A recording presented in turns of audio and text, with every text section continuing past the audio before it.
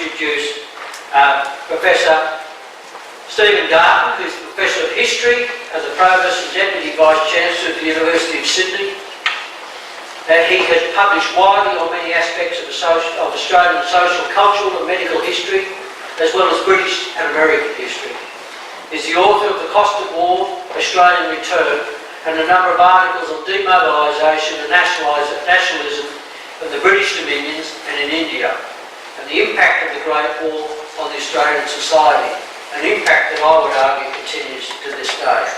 So without further ado, I'd like to welcome to the dais Professor Stephen Garton to talk about demobilisation and its aftermath, the impact of the Great War on Australia.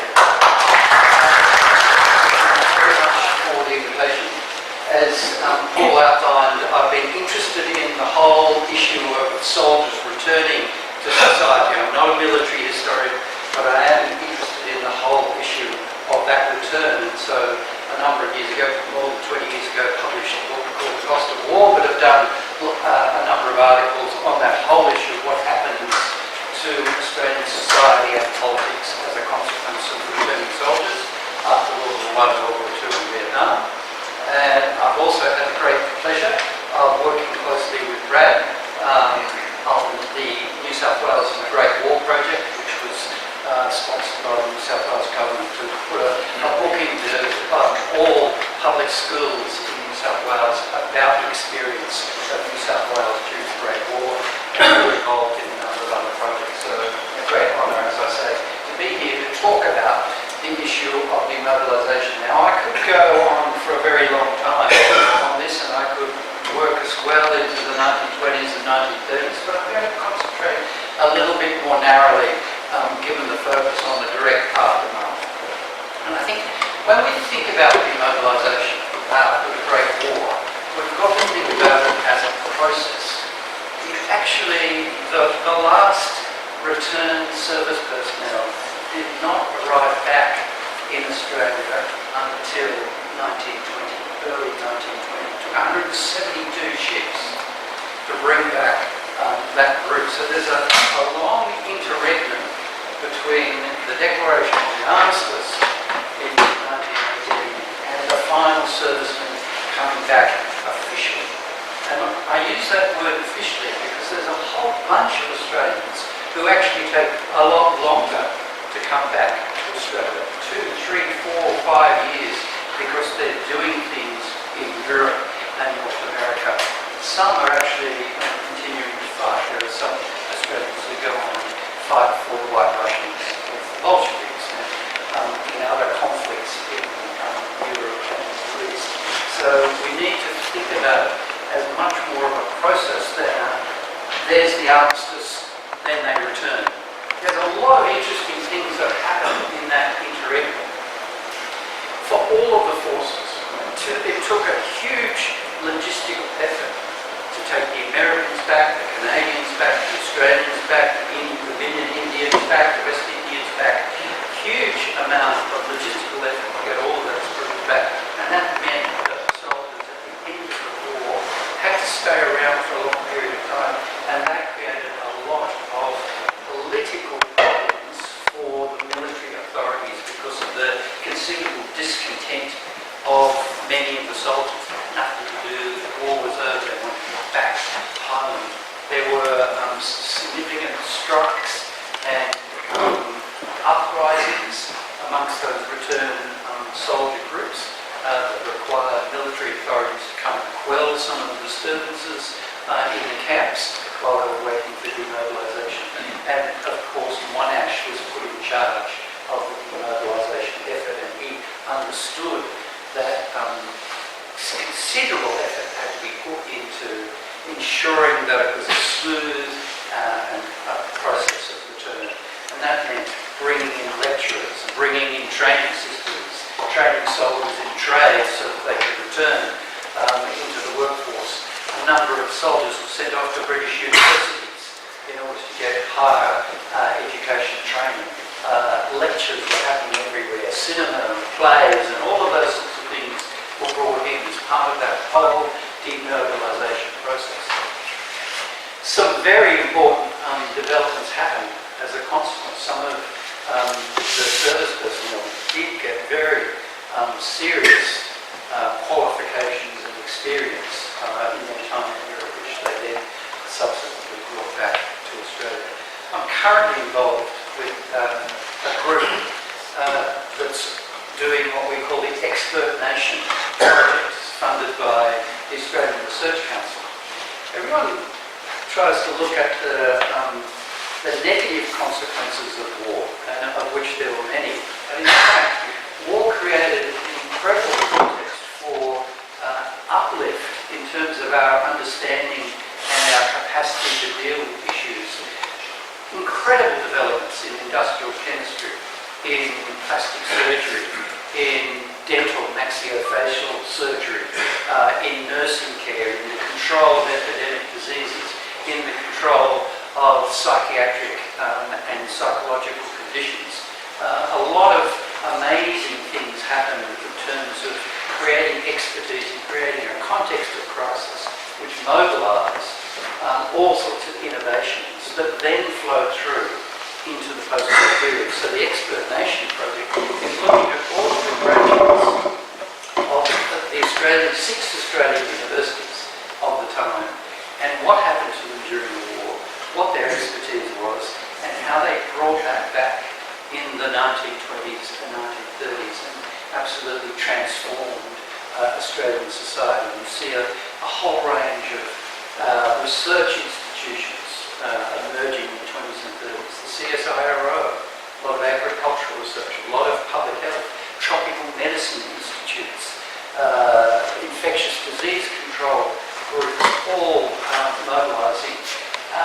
Engineering, a lot of engineering expertise comes out of the war, and a lot of those, the experience of the war influences Monash in terms of creation of the sewage system in Melbourne, a lot of infrastructure, a lot of people building the Story Bridge, the Harbour Bridge, all of those sorts of things had an impact from the lessons and experience of the Great War. So there's an interesting story that's yet to be written about how that experience of the war created a context for general uplift in the 1920s and 30s that had a profound impact on Australian society and culture from those university-educated people who brought their experience back.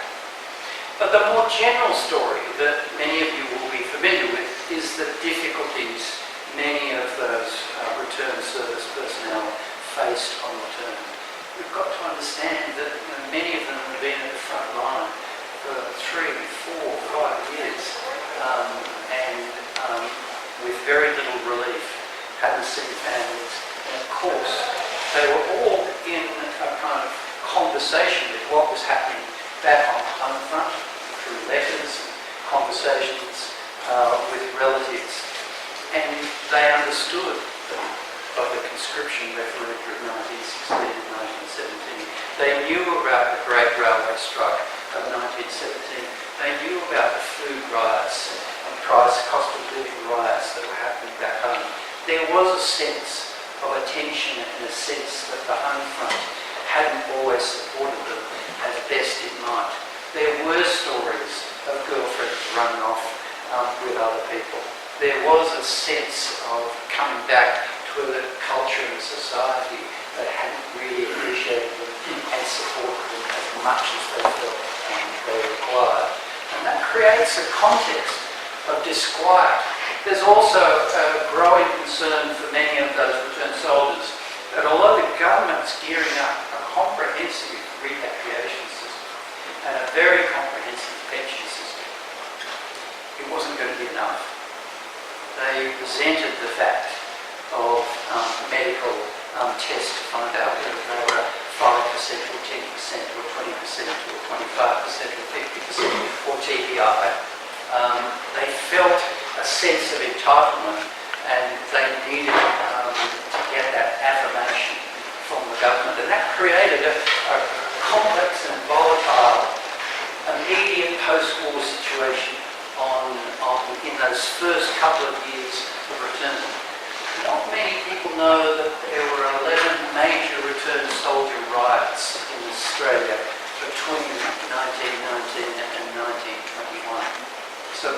big ones, 2, 3-day, 4-day riots where soldiers protested about the inadequacy of the repatriation system, or protested about what they saw as Sinn Féin or Bolshevik or anti-soldier sentiment around the place. Returned soldiers actually captured the administrator of Darwin and imprisoned him, demanding higher repatriation benefits for the return of the administration of Darwin. So those sorts of things give you an indication of the considerable disquiet and discontent that some of the returned soldiers brought back with them, and that created an enormous political challenge for Australian governments, federal and state, hence the emphasis on repatriation and ensuring that the repatriation benefits were well spread. There's an interesting dimension to Australian repatriation benefits. Immediately after the Great War, they actually come in at a very low level of disability. 5% was enough disability under whatever test they put in to get you a pension. It didn't come into the American system or the British system until you get 20%. So there was a sense in which they wanted to spread the benefits very widely to ensure, get that buy-in, get that affirmation that the government was making a difference and contributing in order to calm things down. And a lot of other things were occurring. Of course, there was strong emphasis, as you will know, on the soldier settlement scheme, wanting to get soldiers out of the city where discontent was happening and settled as yeoman farmers on the land with the wife and kids in order to bring a sense of social security and a sense that the city was a place where discontent might flourish and potential disruptions and riots might occur. Interestingly, this is not peculiar to Australia. If you go and look what's happening in the UK and Canada and parts of America, you find very similar dynamics happening.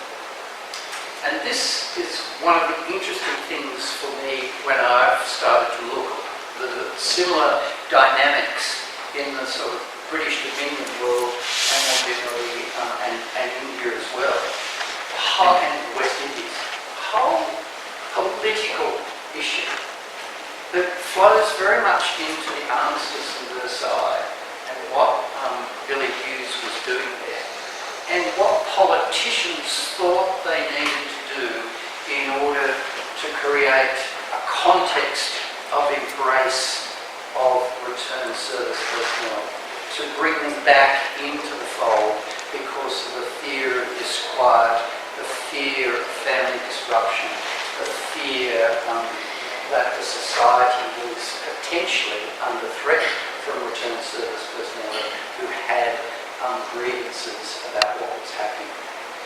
And the Australian example is strikingly different in some ways and yet strikingly similar in other ways to those other countries. So the similar bits are returned soldiers in all of those British dominions had that sense of grievance about being let down by the home front, about inadequate provision and recompense for their sacrifice. And what that produced is a growing nationalism in many of those British dominions, that they fought for Britain. Britain hadn't supported them as much as they wanted, and now was the time to strike out as a kind of independent nation, that they had fought and proven themselves. And you see in Canada governments that stressed, or political parties that stressed the need for Canada to be more independent, were winning the immediate post-war elections. Exactly the same thing in South Africa. The Smuts government was defeated in the first election after the return of the Great War because it was seen as collaborating too much with Britain, and therefore border parties that stressed a bit more of independence were winning the elections. Similar sort of thing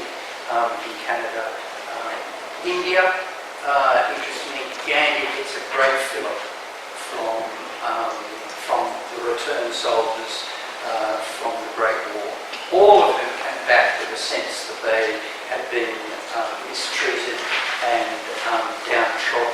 There's 1 million Indian service personnel that went to the Western Front, and they came back with a sense of grievance that it was time to assert Indian independence, and again you got a huge fillip from those returning soldiers. And similarly, we see in Australia a sense that we were now a nation. We had fought and died, we had made the blood sacrifice. Very strong, powerful, rhetorical trope of the time. Australians had the highest casualty rate of any armed force. Not in terms of population, so there's some interesting ways in which we can manage the figures, but when you look at it as the proportion of the force that was there, it's the highest of all the Allied forces. So of course it gives great rhetorical power to the returned soldier groups that the blood sacrifice warranted a strong statement about the importance of the returned service personnel, the Anzacs, who had proven their worth and had established a nation. And people like, as we know, embrace these return service organisations, flourish in arguing for the importance of these sorts of statements about the importance of Anzac and the importance of the Anzac legend and the distinctive contribution of the Anzacs to the creation of the nation. That did create some interesting political tensions, because one of the claims that some returned service organisations put forward and some returned soldier groups put forward was that a claim about the citizen soldier. They put forward in the magazine, important magazine, The Soldier, an argument that only returned servicemen should be allowed to vote.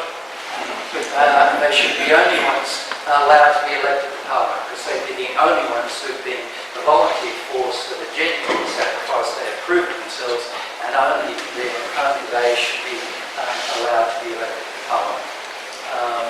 Not agreed by the broader political class, as you can well imagine, but it was an interesting tension of the time, and political parties had to think about how to appeal to that return services vote in their appeal.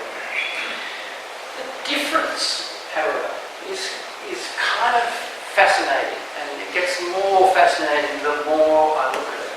You will have seen many war memorials, local war memorials around Australia, and now having gone around and looked at many war memorials in other parts of the world, it is striking the difference between what we see in our local communities as war memorials and what other communities do in terms of war memorials. They look very similar, but what is on them is remarkably different. I remember the first time I ever went to the United States of America many years ago, and just by,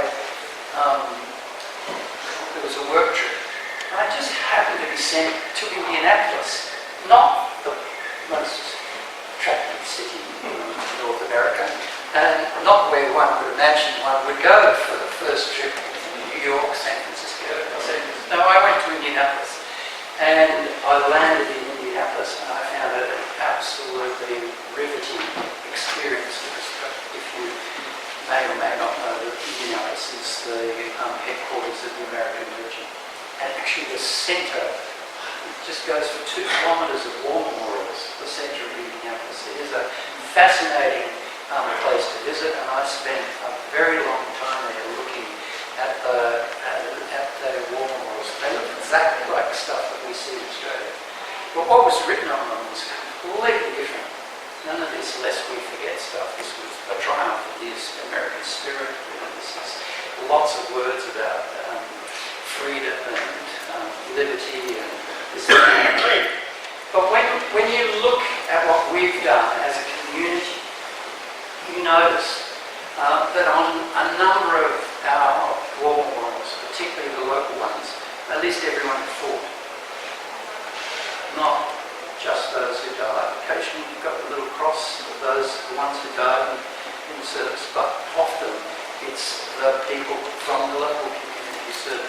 You rarely see that in Canada or New Zealand or South Africa, or I've just come back from South Africa, so I was visiting war memorials at Durban, Peters Marix, Durban, these sorts of places, Cape Town. Again, similar looking things, but it was the names of the dead. It was about commemorative, it was about tragedy, it was about a kind of remembrance, commemoration thing. But of course, in Australia, you've got that very strong thing with this is the birth of the nation. This is the making of the Australian people, of the Australian ethos, of the Anzac legend. And that creates an interesting tension in Australian political culture from the get-go. What do we do when we celebrate Remembrance Day or Anzac Day? Are we commemorating the sacrifices of the past, or are we celebrating the birth of the nation? And interestingly, in Australia, we do both. And kind of in a complex, interesting political tension, which says a lot about our political culture and says a lot about what our politicians need to do in 19, 20, 21, 22 to try and create an environment that welcomes potentially disruptive return soldiers and to compensate their families for the incredible loss that they suffered. How do you make that appalling sacrifice meaningful for a community that's in serious sense of appalling loss and grief? And it is a community with serious grief for a long period of time, and so creating a culture that can try and salve that big wound is a really complex political task that our politicians and our return service organisations spend a lot of time trying to manage and trying to work through. So those immediate post-war are very trying when you look at the number of return soldiers who came back with serious wounds and disabilities and illnesses. And of course, we now know from the pension statistics in the 20s and 30s, the thing that does rise in the 1920s and 30s is pensions for psychological problems. And the hidden history that a number of historians started to uncover in the 1920s and 30s is the cost of that psychological problems on families. The hidden history of alcoholism, unemployment, domestic discord is a very tragic one that the repatriation system worked very hard to manage, but it was an ongoing dilemma for many families. And in fact, in the mid-1930s, there's a debate about a new form of pension that needed to be brought in by the government for return service personnel who actually didn't qualify for a pension. There was no real formal disability that would qualify them for a pension, but they were known as the burnt-out soldier. Turned to alcohol, chronic unemployed, what Americans call hoppers, the people wandering around the cities, and so they introduced a new pension, I think in 36, 37, for quote-unquote the burnt-out soldier, to provide some sort of mechanism for managing and helping and assisting those particular individuals and that really couldn't cope with the post-war world. We know that a number of the repatriation schemes didn't work as well as they might have. The employment preference scheme really only worked in New South Wales public service. It didn't work out in the private sector. Many of those companies handed the jobs on to others while the return soldiers were away, and therefore there was no place for them on return, and so on and so forth. So there were some genuine issues there where things didn't work out as well as the government had promised, and that created, again, a sense of that the society hadn't fulfilled its obligations to the returned soldiers. In that context, a lot of work had to be done in terms of putting more money into the repatriation system, and it actually by the 1930s, repatriation constituted a fifth of all of the Commonwealth government expenditure. It's a huge welfare state. As a consequence, the welfare system, which had been quite innovative and new for all Australians before World War I, went into serious decline. They did very little other welfare systems for Australians who hadn't served in order to fund the repatriation system. And that created a kind of two welfare state system, which inevitably created a sense of antagonism across the divide, and you get a sort of kind of underground culture in Australia of resentment against returned soldiers who were seen to be taking benefits, not always for the good. And of course that particularly affects widows. They get a lot of that sort of reporting, and if you read the repatriation case file, you can see neighbours dobbing in widows for taking pensions that the neighbour doesn't think that they deserve. Interestingly, this is still an issue. We still, I think, have 53, 54 widows from the Great War on pensions, so we're still paying Great War pensions, and this will be around for a long time. You may not know that the last person in receipt of a pension for the American Civil War died in 2004. And that's a widow, of course, not like that. But so these things have a very long duration, and they are very significant public investment in 5 minutes. Okay, I'll get there. So a very significant public investment. But I think the crucial thing is just how difficult that immediate post-war period was. It was very difficult for the people returning, and it was very difficult for the families, particularly if they came back with injuries and serious disabilities. We know in the early 1930s, about 26,000 Australian returned service personnel in ongoing chronic rehabilitation convalescent homes, because their injuries are so bad that they can't possibly go, the families can't care for them, and they can't possibly work. So it's a very significant long-term burden.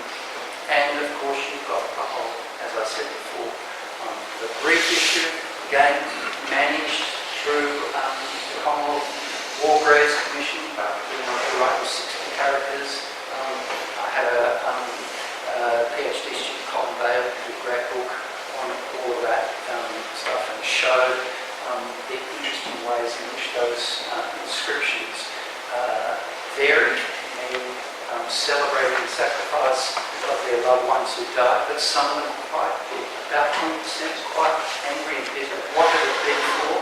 Had it been a meaningful war? Wasn't it a waste? So you've got those tensions in that culture. Was it a meaningful, had the Great War made a difference? Was their sacrifice worthwhile, or had it all been for nothing? And you can see there's no answer to that. But what you're seeing is the tensions in that community as it comes together to try and manage the grief. And that is why the Anzac legend is so important. It's so important, whether it's true or false is irrelevant. It's so important because it is the way that Australians came together to try and craft a meaning for something that was so bad. And how we balance the commemorative and the sombre recognition of the incredible loss and sacrifice with what it means to create a nation is is really a very important part of our political culture, and making sure we get the balance right is a critical part of easing that return to service